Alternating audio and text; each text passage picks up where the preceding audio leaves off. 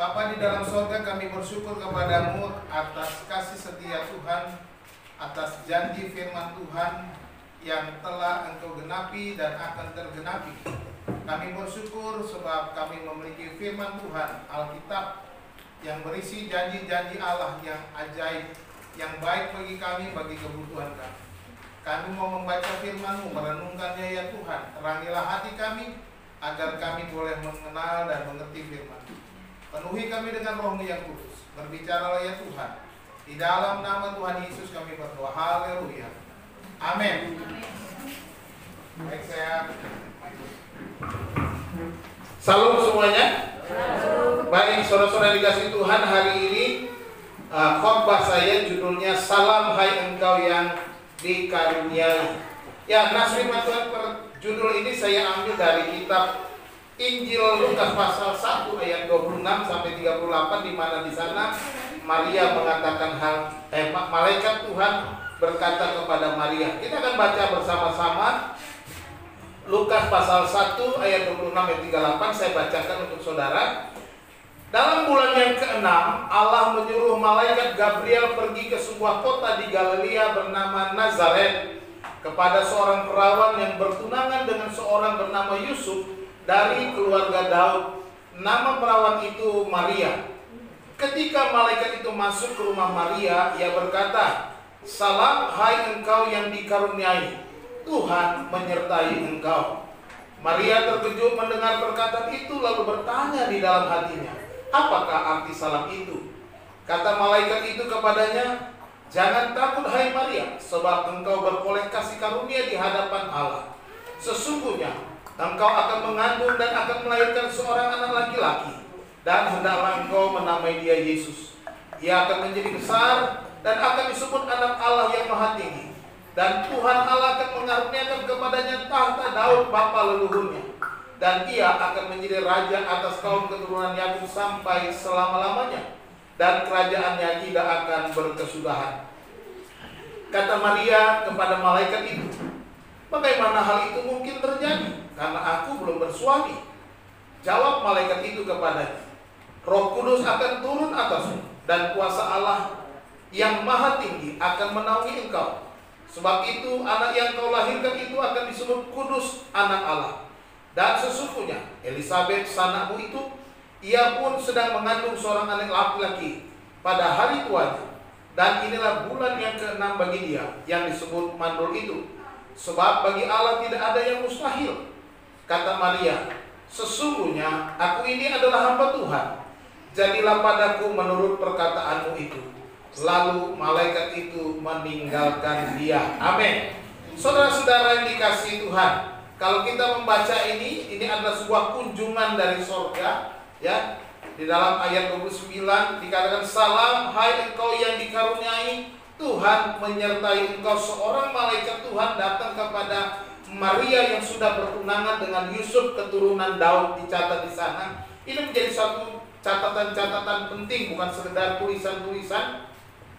Oleh karena pesan-pesan yang disampaikan malaikat yang diberitakannya kepada Maria, dia menyampaikan salam kepada Maria. Dan Maria bertanya-tanya di dalam hati, apakah arti salam itu? Saudara-saudara yang dikasihi Tuhan, nah, kalau kita membaca salam itu di dalam ayat itu digunakan di sini. Kalau saudara baca itu, kalau nggak bisa baca nggak usah dibaca. Saya baca buat saudara. Haire ke karitomene ho kurios metaso elogomene su en gunaisin. Nah, itu bacanya begitu. Dan nah, kaire ini dan kata ke karitomene, ya, itu mempunyai akar kata yang sama. Kaire dan ke karitomene, ya, itu ada. Yang satu kata itu kata benda, satu kata kerja. Dari akar kata yang sama, kata haris. Haris itu kata anugerah atau kasih karunia. Nah, biasanya di dalam penulisan seperti ini atau percakapan seperti ini menyatakan suatu keadaan yang perlu ditekankan atau suatu yang sungguh-sungguh. Nah, kata ini, kata haire, bisa juga diterjemahkan sebagai bersukacitalah. Nah, terjemahannya menjadi bersukacitalah yang telah dilimpahi anugerah. Tuhan beserta engkau, diberkatilah engkau di antara para wanita. Itu teksnya. Terjemahan harafiah. dari bahasa Yunani yang saya tulis di atas itu tadi ya. Jadi terjemahannya Haire, bersukacitalah, ke kairotomene, yang dilimpahi anugerah. Jadi anugerah itu berlimpah karena diulangi Haire. Nah, lalu ho kurios metaso, Tuhan beserta engkau, bersama engkau. Meta itu bersama, so kamu, bersama dengan kamu. Lalu dikatakan di situ mana lagi? En gunaisin, ya, ada elogemene su en gunaisin, ya, kalau lihat di sini. Elogemene su en gunaisin. Ini tidak diterjemahkan dalam terjemahan LAI. Di sini harusnya diberkatilah elogemene engkau su en di dalam, di antara gunaisin, para perempuan, para wanita. Di dalam teks aslinya kan. Jadi Maria mendapatkan suatu anugerah, berkat, sukacita yang melimpah dari Tuhan pada waktu kedatangan kunjungan dari sorga itu, ya. Nah, kata Haire sendiri, kata Haire ini merupakan suatu sapaan yang lazim pada zaman itu, di mana malaikat menggunakan itu, tetapi sambungan kalimat-kalimat kata-kata yang digunakan dalam itu yang membuat Maria bertanya-tanya, apa sih arti salam itu? Apa yang ada? Nah, inilah menjadi salam yang kita akan pelajari bersama-sama, ya. Makna salam surgawi yang kita baca di dalam ayat-ayat ini. Yang pertama, maknanya adalah satu, Tuhan menyelam. Ini mengapa dikatakan salam hai? Karena beritanya adalah bahwa Tuhan menyelamatkan. Kata malaikat itu kepadanya, jangan takut hai Maria, sebab engkau beroleh kasih karunia di hadapan Allah. Sesungguhnya engkau akan mengandung dan akan melahirkan seorang anak laki-laki, dan hendak engkau menamai dia Yesus. Nah, perhatikan di situ pesannya adalah jangan takut hai Maria, sebab engkau dikaruniai dan engkau akan melahirkan seorang anak laki, dan hendak engkau menamai dia Yesus. Nah, Yesus itu artinya Tuhan menyelamatkan. Ya, Yesus. Kalau dalam bahasa Yunani, Yesus. Dalam bahasa Ibrani menjadi Yesua. Yesua. Makanya ada orang bilang kalau suka pakai Shalom Aleichem Besem Hamasiah atau Besem Yesua Hamasiah. Nah, gitu kan. Shalom Aleichem. Kalau bahasa Arabnya Assalamualaikum. Sama nggak? Sama kan? Shalom Aleichem, Assalamualaikum. Sama. Itu cuma bahasa. Jadi kalau saudara ketemu orang bilang Assalamualaikum boleh. Karena kalau saudara ke Arab jangan pakai bahasa Indonesia, pakai bahasa Arab. Assalamualaikum, bilang begitu kepada orang Arab. Ya kan begitu kan? Itu cuma bahasa. Jadi itu bukan bahasa monopoli satu orang atau satu agama, enggak. Orang Kristen di Arab juga pakai Assalamualaikum, pakai aja. Kalau saudara ke Arab, ya. Kalau di sini nggak usah pakai, sesama salam gitu nggak apa-apa, ya. Nah, ini adalah anugerah berlimpah, berkat bagi Maria dan seisi dunia. Dikatakan anak yang kau lahirkan, atau namanya dia Yesus. Yesus itu artinya Tuhan menyelamatkan. Yesua, Yehova. Itu Sua itu dari menyelamatkan. Jadi kalau kita baca dalam perjanjian lama, kita belajar dalam perjanjian lama. Di dalam perjanjian lama terdapat dua orang dengan nama itu. Kedua-duanya merupakan gambaran dari Kristus atau tipologinya Kristus. Yang pertama itu Yosua yang menjadi pemimpin orang Israel saat mereka keluar dari Mesir dan menetapkan, dan di mana dia menggantikan Musa pada waktu dia mau masuk ke tanah Kanaan, menyeberangi sungai Yordan. Ya, menetapkan. Dan itu ada namanya Joshua. Yosua itu disebut Yesua, ya. Yehosua gitu ya. Tetapi sebenarnya Yosua ini aslinya namanya itu Hosea. Kalau nanti baca bilangan 13-16 ya. Ada pengintai-pengintai, 12 pengintai, satu orang namanya Hosea bin Nun, dan Musa mengubah namanya menjadi Yosua bin Nun. Jadi nama aslinya Hosea. Hosea itu menyelamatkan. Jadi Yehosea, ya kan, Yesua. Jadi Yesua menjadi Tuhan menyelamatkan. Nah, ini suatu nubuatan dari Musa sendiri mengganti Hosea menjadi Yosua, bahwa akan datang masanya di mana Tuhan akan menyelamatkan melalui orang-orang tertentu. Dalam hal ini umat Israel dipimpin oleh Yosua memasuki tanah perjanjian. Dan ini menggambarkan Kristus Yesus sendiri yang membawa kita, menyelamatkan kita, melepaskan kita dari belenggu dosa, dari Mesir, dari hidup yang lama, dari kehidupan berdosa, memasuki tanah perjanjian, memasuki tanah perjanjian, yaitu Yerusalem yang baru. Ini yang kita akan diberikan kepada kita. Ya. Dan yang kedua ada Yosua, seorang imam besar. Yosua yang imam besar ketika mereka menetap kedua kalinya setelah berbebas dari Nabi, dalam Zakaria pasal 6 ayat 11-12. Ada seorang imam besar namanya Yosua juga. Itu Yosua ini, imam besar ini setelah pembuangan, ya, setelah pembuangan mereka kembali dari pembuangan, dan ada seorang imam bernama Yosua. Jadi ini menggambarkan juga Kristus sendiri, bahwa Dia akan memulihkan umatnya menjadi imam besar di masa pembebasan. Nah, ini gambaran. Jadi kita lihat ini, Kristus adalah Yosua kita, baik sebagai pemimpin kita kepada keselamatan, Ibrani 2 ayat 10, maupun imam besar dari iman yang kita akui, Ibrani 3 ayat 1. Jadi kita bisa melihat ini adalah gambaran bahwa Tuhan menyelamatkan kita dengan memberi nama Yesus, artinya Tuhan menyelamatkan. Makanya dikatakan, salam hai engkau yang dikaruniai, Tuhan menyertai engkau dan memberkati engkau. Inilah berkat, bukan hanya kepada Maria, tetapi kepada melalui Maria, di dalamnya ada berkat bagi seisi dunia, di mana Tuhan sedang memulai suatu rencana yang indah, suatu rencana yang besar untuk menyelamatkan umat manusia, yaitu dengan melahirkan, mendatangkan seorang juru selamat, yaitu Yesus Kristus, yang dikatakan Dia adalah Tuhan yang menyelamatkan. Jadi kalau kita baca di dalam kedua hal ini, baik sebagai pemimpin dan sebagai juru selamat kita, adalah seorang Yosua yang menggantikan Musa, dan dia juga mengerjakan bagi kita apa yang tidak mungkin dilakukan hukum Taurat karena tak berdaya oleh daging.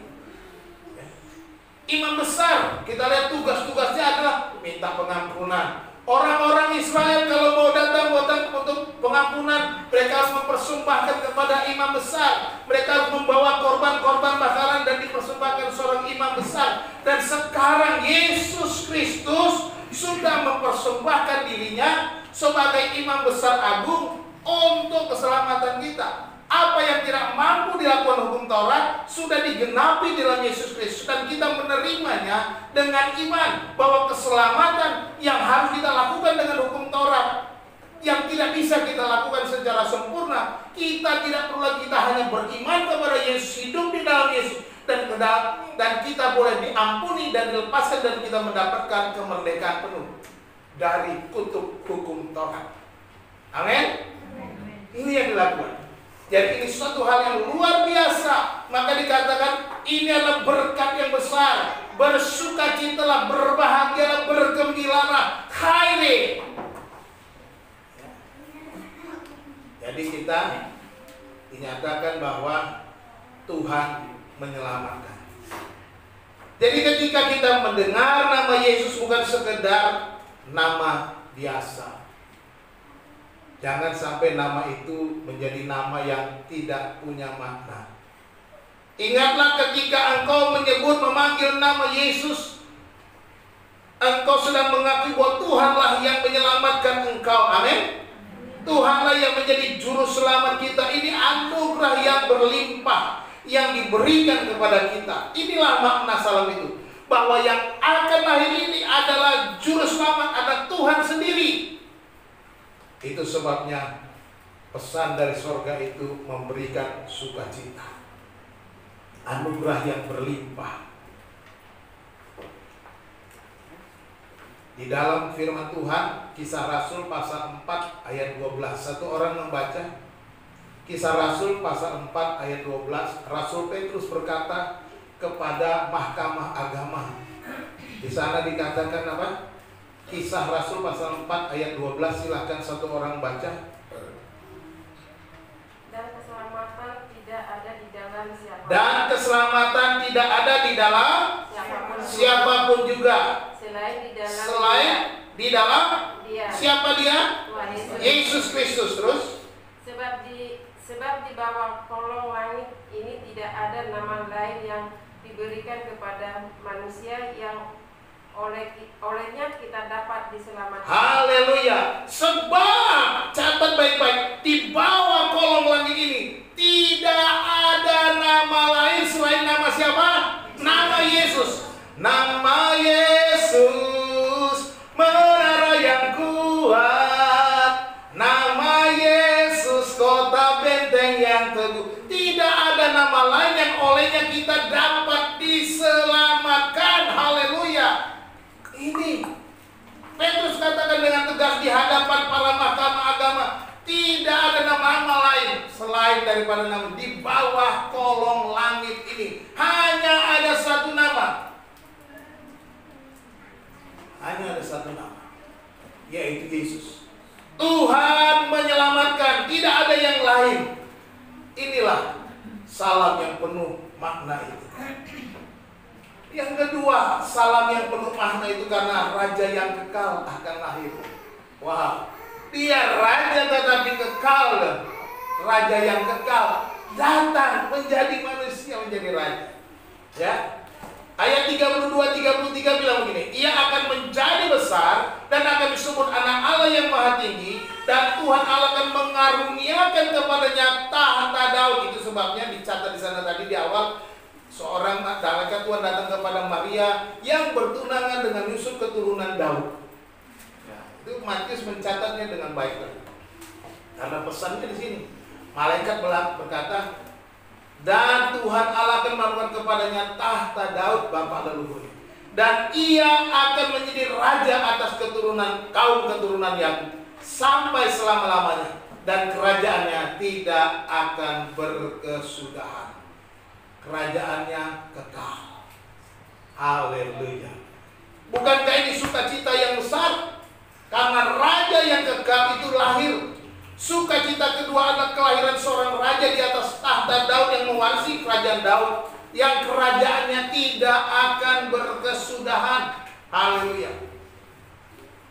Sekarang mungkin kita tidak merasakan secara faktual, secara real kerajaan itu di mana Yesus duduk di atas tahta Daud. Tetapi akan datang waktunya di mana Yesus datang kedua kali menjadi raja di atas segala raja. Percayalah. Ya. Karena ini janji Tuhan. Penggenapan akan kedatangannya yang pertama sudah terjadi di hari Natal yang kita rayakan. Penggenapannya untuk datangnya akan yang kedua akan terjadi dan pasti terjadi. Gak usah khawatir. Dia akan menduduki tahta Daud karena kerajaannya tidak berkesudahan, demikian firman Tuhan. Saudara-saudara, bukti bahwa dia seorang raja. Kita lihat di dalam firman Tuhan, ada orang-orang Majus dari timur bawa persembahan emas, kemenyan, dan mur. Ya. Jadi kalau kita melihat ini, orang-orang Majus ini juga ditafsirkan sebagai raja-raja dari timur. Raja-raja dari timur ini datang mencari seorang raja. Mereka pergi kemana? Ke Yerusalem. Kenapa ke Yerusalem? Sebab di sana ada Herodes, ada istana Herodes di Yerusalem. Karena dia mencari seorang raja, maka mereka pergi ke istana raja. Datang kepada Herodes, mereka bertanya, di manakah dia, raja orang Yahudi? Raja orang Yahudi. Herodes kaget. Kalau istilahnya sekarang kebakaran jenggot, walaupun nggak ada apinya, jenggotnya bisa terbakar. Kebakaran jenggot. Ada apa? Raja? Di mana? Kok nggak ada kabar? Kok tiba-tiba ada orang asing datang mencari raja yang baru bilang, kok aku nggak dengar? Akhirnya Herodes mengumpulkan ahli-ahli Taurat, ahli-ahli agama tanya, di mana itu? Kok ada yang datang mencari raja lahir? Lalu ahli-ahli agama, ahli-ahli Taurat bilang, di Bethlehem, di tanah Yehuda. Lalu Herodes pun ngumpulin orang maju. Menurut para ahli agama saya, bayi itu lahir di Bethlehem di tanah Yehuda. Pergi selidiki dengan seksama. Nanti kalau sudah ketemu, tolong kasih tahu saya. Saya pun mau menyembah dia, kata Herodes dengan kemunafikunnya. Karena dia apa? Saingan gue datang. Enak aja mau rebut tahta gua. Enak aja mau jadi raja. Anak gua dong yang jadi raja gantiin gua. Ini ada orang lain. Herodes bilang, gua akan bunuh tuh anak. Tapi dia bilang kepada orang Majus, aku pun mau menyembah dia. Ya. Akhirnya orang Majus ini pun pergi mengikuti bintang dan sampai di sebuah rumah. Ingat baik-baik. Dicatat di sana sampai di sebuah rumah, bukan ke kandang domba. Ya, jadi peristiwanya beda ya. Kalau gembala-gembala di Efrata hari lahir, karena bilang hari ini telah lahir bagimu juru selamat. Hari itu mereka langsung pergi melihat di kandang domba. Tapi orang Majus bukan hari itu, hari yang lain. Kemungkinan orang Majus nggak ketemu dengan para gembala, karena orang Majus bertemunya di dalam sebuah rumah. Ya, beda. Jadi mereka masuk dalam sebuah rumah. Jadi suatu peristiwa. Dan kemudian mereka melihat bayi itu dan mereka membawa persembahan, mengeluarkan persembahannya, yaitu emas, kemenyan, dan mur. Ya. Ini bukan persembahan biasa, persembahan berharga. Ya. Emas kita sudah tahu itu logam mulia, orang-orang menghargai emas. Ya. Harga emas di atas harga dolar. Ya kan, begitu kan? Artinya emas itu benda berharga. Kemenyan. Pak, kok kemenyan, Pak? Kayak dukun aja. Nah, di dalam zaman kemenyan ini merupakan dupa. Wangi-wangian. Jadi kalau saudara lihat gereja-gereja ortodoks, gereja-gereja tua, gereja, mereka bawa dupa juga. Orang Yahudi juga bawa dupa.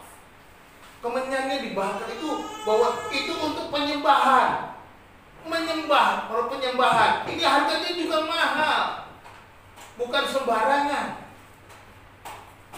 Ya ini bukan kemenyan buat para dukun, bukan. Ini menunjukkan penghormatan, pengagungan, penyembahan untuk ibadah kemenyan ini.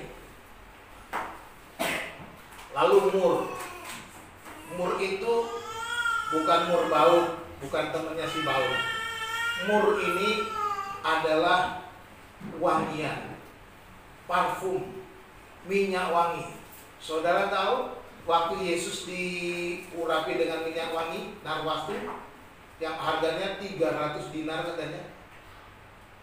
300 dinar itu upah kerja setahun. Kerja setahun baru bisa beli satu botol parfum mur.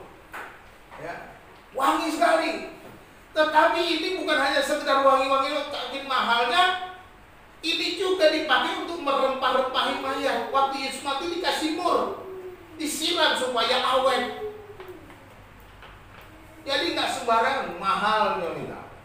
Ini di barang-barang berharga, emas, kemenyan, mur itu barang ini yang layak diberikan seseorang kepada seorang yang spesial.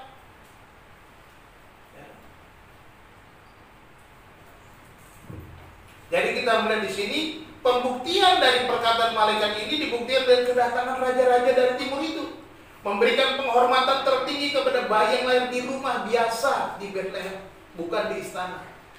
Bayangkan, orang-orang Majus itu sekalipun bertemu dengan seorang bayi di rumah rakyat biasa, mereka mengakuinya sebagai seorang raja dengan tetap mempersembahkan persembahan dan menyembah bayi.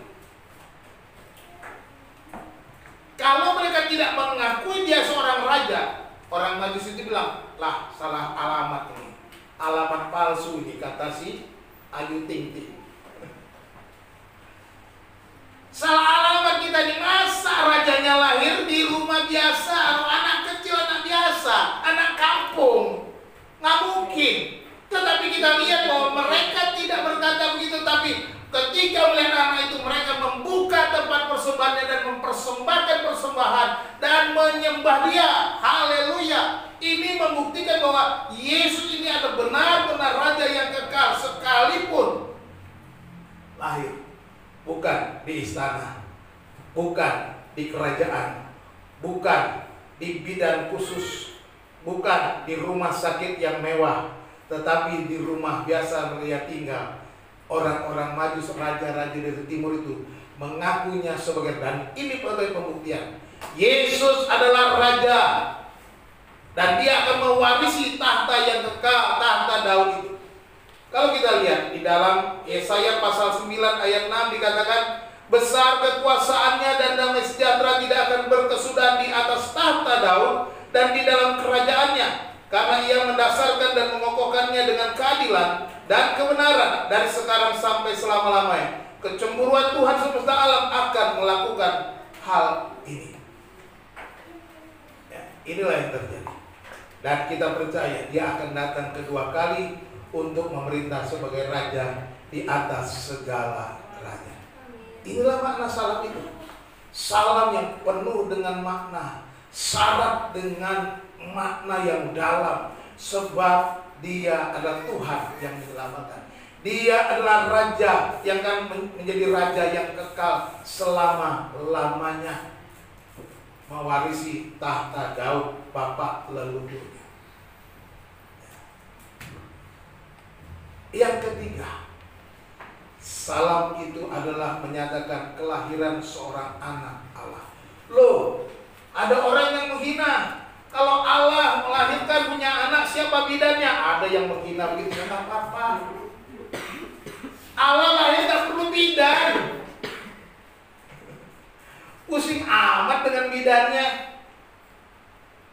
iya kan? Nggak usah tersinggung, nggak usah sakit hati kalau ada yang nanya begitu. Bilang aja, nggak perlu bidan, namanya juga anak Allah. Iya, anak Allah suka-suka Dia lah. Iya kan? Amin. Iya. Ayat 34 kata Maria kepada malaikat itu, bagaimana hal itu mungkin terjadi karena aku belum bersuami. Nah, lihat. Ini aja menunjukkan Allah nggak perlu bidan.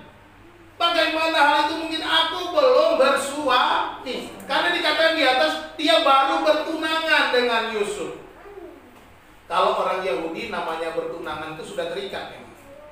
Ya. Nah ini arti membedakan. Ayat yang kita baca Matius 19 yang boleh cerai itu jangan boleh cerai. Ya. Sebenarnya begitu.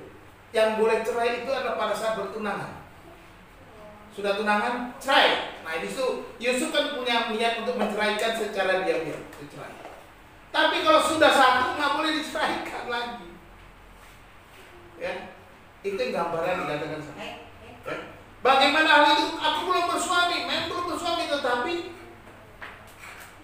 nggak boleh pisah begitu saja.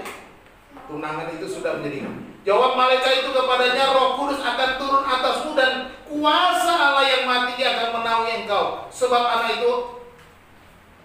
itu anak yang akan kau lahirkan itu akan disebut kudus, anak Allah. Luar biasa. Ini pesannya. Jangan khawatir, jangan takut. Ya, kata malaikat. Roh Kudus akan turun atasmu. Roh Kudus yang menguasai engkau. Kuasa Allah yang mati menaungi engkau. Dan anak yang kau lahirkan kudus, disebut kudus, anak Allah. Dia menjadi terpisah, menjadi kudus, anak Allah. Kita lihat bahwa ini adalah kelahiran anak Allah. Haleluya. Berkat yang terbesar bagi kita adalah kelahiran anak Allah di dunia ini. Ya. Allah sendiri datang ke dunia ini mengutus anaknya bagi kita. Ini menunjukkan bahwa betapa berharganya saudara dan saya. Betapa pentingnya kita. Makanya anaknya sendiri diutus untuk datang ke dunia ini. Contoh, kalau seorang raja mengutus anaknya, berarti itu utusan yang penting. Ya, berarti kita dihargai. Ya. Nah sekarang Allah sang pencipta, pemilik surga, mengutus anaknya ke dunia. Sang pencipta itu mengutus anaknya sendiri kepada kita, kepada manusia, untuk menyelamatkan kita. Berapa berharganya kita.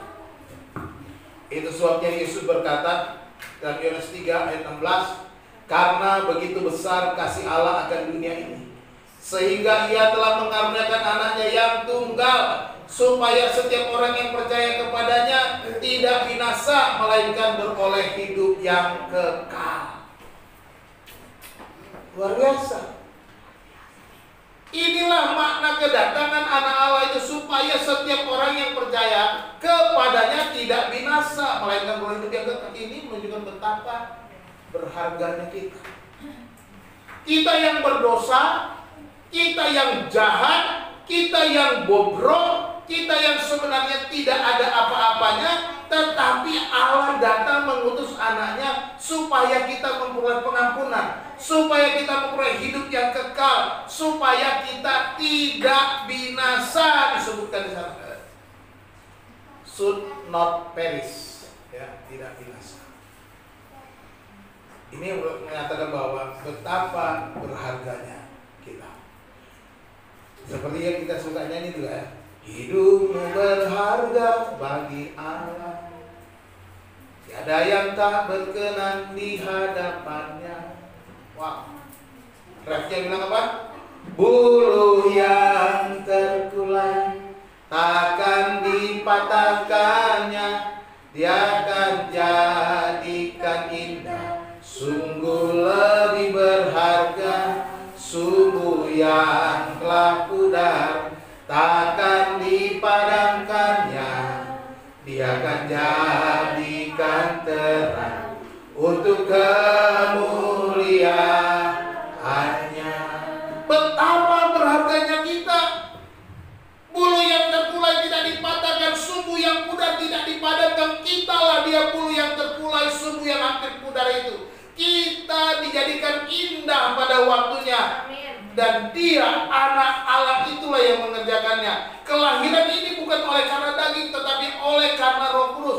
Allah sendiri telah mengutus anaknya bagi umat. Dan perhatikan, catat, anak yang akan dikandung Maria adalah anak yang kudus. Dan karena itu Ia tidak boleh dikandung melalui cara kelahiran yang lazim, yang biasa. Tidak antara laki-laki dan perempuan, ya, tidak lazim. Karena Ia tidak boleh berbagi sifat manusia yang rusak dan cemar, ya. Sifat manusia sudah rusak, cemar. Malaikat menyatakan hal ini dengan tegas bahwa anak itu akan disebut kudus, separate, terpisah, berbeda. Ini sesuatu yang berbeda dari manusia yang lainnya. Dia akan terpisah, dia akan kudus, separate dari kecemaran, terpisah dari dosa, terpisah dari kecemaran. Karena itu dikerjakan oleh kuasa Roh Kudus yang belum pernah ada sebelumnya, dan Dia akan disebut anak Allah, yaitu anak Bapa melalui kelahiran kekal. Sebagai tandanya, sekarang Ia akan dibentuk dan dikandung oleh Roh Kudus. Sifat manusianya harus dibentuk melalui cara demikian supaya sesuai untuk disatukan dengan sifat ilahi. Disinilah sifat ilahi manusia Yesus dibentuk melalui rahim Maria. Lahirlah seorang bayi. Tetapi bayi itu bukan karena Yusuf, tetapi oleh karena karya Roh Kudus yang menaunginya. Ilahi, terpisah dari kecemaran, hanya minjam rahim supaya dia lahir secara alamiah, secara bayi. Tidak lahir tiba-tiba duduk segede bapak, ya, tapi lahir sebagai bayi dengan tangisan, dengan tangisan, dan bertumbuh secara alamiah sebagai seorang anak, sekalipun ada hal-hal yang aneh. Kemarin saya saya melihat satu meme, gambar lucu, ya. Sulitnya menjadi seorang ibu, anaknya seorang ibu superhero, ya. Di situ ada gambar Yesus lagi mau dimandiin. Lucu. Yesus lagi mau dimandiin, dia malah jalan di atas bak. Yesus turun berendam karena mau dimandi Yesus jalan di atas air, itu meme. Ada lagi gambarnya Musa lagi dimasukin di bak mandi, dia belah tuh air kan itu meme, lucu-lucuan, kayak tertawa saja baca. Ya kalau orang-orang seberang mungkin tersinggung, wah nabinya dibuat lelucon, ayo bunuh, kita jangan, mengampuni aja. Ya inilah Yesus itu anak Allah, nggak perlu kita tersinggung, nggak perlu ada pasukan pembela Yesus, nggak usah. Saudara aja bela diri saudara aja nggak bisa, apalagi mau bela-bela Yesus. Amin. Yesus dia bisa bela sendiri. Yesus akan melakukan apa yang perlu dia lakukan, nggak perlu pembelaan saudara. Yang perlu saudara lakukan, hiduplah dalam Yesus, hiduplah dalam kebenaran, hiduplah menurut firman Tuhan. Itu saja cukup pembelaan kita. Ya. Pembelaan kita adalah mengasihi sesama. Pembelaan kita adalah menunjukkan kasih itu kepada orang-orang yang membenci Yesus. Sehingga katakan firman Tuhan, dengan demikian kamu akan membungkamkan kepicikan orang-orang yang membenci Yesus. Jadi yang paling penting adalah membalas kejahatan dengan kebaikan. Ya. Anak Allah lahir. Kok Allah beranak terserah mau disinggung kayak apa. Yang jelas Yesus disebut anak Allah yang maha tinggi. Sebab kelahirannya beda. Allah sendiri yang menjadi manusia melalui Maria. Inilah salam yang bermakna, salam yang sangat dalam artinya itu. Sebab seorang anak telah lahir untuk kita, seorang putra telah diberikan untuk kita, lambang pemerintahan ada di atas bahunya, dan namanya disebutkan orang, penasihat ajaib, Allah yang perkasa, Bapa yang kekal, Raja damai. Yesaya 9 ayat 5. Luar biasa. Dia telah lahir, anak Allah sendiri. Jadi kita harus bersyukur, berbahagia, bersukacita, sebab kedatangan pesan malaikat dari surga itu membawa kelepasan bagi kita. Oke, keempat penutup. Bersukacitalah. Sebab apa? Ada yang tahu? Sebab Yesus adalah Tuhan penyelamat kita. Yesus adalah Tuhan penyelamat kita. Yang kedua, Yesus adalah Raja yang kekal. Si putra nyontek di situ. Dia bisa baca. Yang ketiga adalah Yesus adalah anak Allah yang kekal. Bersukacitalah. Inilah Natal itu. Ya. Inilah makna Natal itu. Tanggal 25 besok kita akan merayakan Natal bersama-sama dengan tema yang sama, bersukacitalah. Menyambut kedatangan juru selamat di masa pandemi. Ya. Hiduplah dan bukalah hatimu, percayalah dan terimalah dia lahir di hati setiap kita. Ini menjadi penting. Yang kedua, serahkanlah hidup ini untuk dipimpin dan diperintah oleh Raja yang kekal itu. Kalau dia seorang raja, berarti dialah yang memerintah hidup kita, menguasai hati kita. Dan dia adalah anak Allah yang kudus. Oleh sebab itu hiduplah dalam kekudusan, sebab Allah itu kudus. Saudara-saudara, apapun pergumulan kita, bersukacitalah. Yesus sudah lahir. Dialah Tuhan yang menyelamatkan kita. Dialah Raja yang memerintah hati kita. Dialah Allah yang kudus yang ada di dalam kita. Tuhan Yesus memberkati kita semua. Salam, kita berdoa. Ya Tuhan Allah Bapa kami di sorga, kami berterima kasih hari ini. Kami belajar firman Tuhan. Salam yang penuh makna, yang penuh berkat kepada Maria dan kepada kami. Sebab Tuhan sudah datang. Tuhan menyelamatkan kami. Tuhan adalah Raja yang kekal, yang memerintah hidup kami. Engkau adalah anak Allah yang hidup, yang kudus. Kami mengucap syukur ya Tuhan. Pada hari ini kami menyerahkan hidup kami dalam tangan-Mu. Tuntunlah hidup kami, langkah kami ya Tuhan. agar Natal ini menjadi bermakna bagi hidup kami. Terlebih ya Tuhan, untuk mengakhiri tahun 2020 dan memasuki tahun 2021, kami boleh mempunyai komitmen yang baru, melangkah dalam iman untuk memuliakan Engkau. Terima kasih Bapa di dalam surga, hamba-Mu berhenti berbicara. Roh Kudus, biarlah Engkau terus berbicara kepada kami, menguatkan kami, mengingatkan kami makna salam yang berarti itu. Bersukacita kami Tuhan atas semua firman Tuhan yang kami dengar. Di dalam nama Tuhan Yesus Kristus kami berdoa. Haleluya. Amin.